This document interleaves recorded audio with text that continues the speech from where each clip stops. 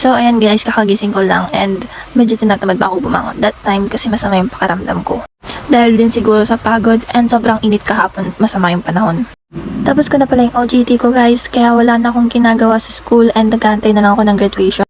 And ayun, dahil marami pa kaming bayarin sa school for prelim, midterms, and finals, naisipan namin ng partner ko na magnegosyo kami. Yung monthly ko po is 2.5 and yung sa partner ko is almost 7.5.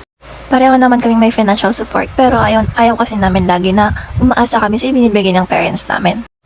Ayun, ako muna magbabantay ngayon and magtitinda kasi si mama may work and yung partner ko is nag-aaral pa siya.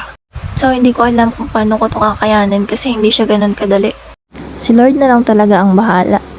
Ang laki pa kasi na binabayaran namin sa school kaya kahit sa ganitong paraan ay nakakatulong kami sa mga magulang namin.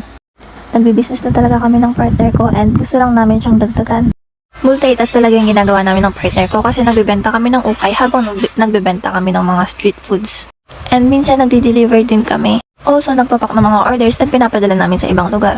Ito nga pala yung pwesto namin dito sa harap ng bahay namin. Dito lang yan sa Burgos Street, Poblacion, Labrador, Pangasinan.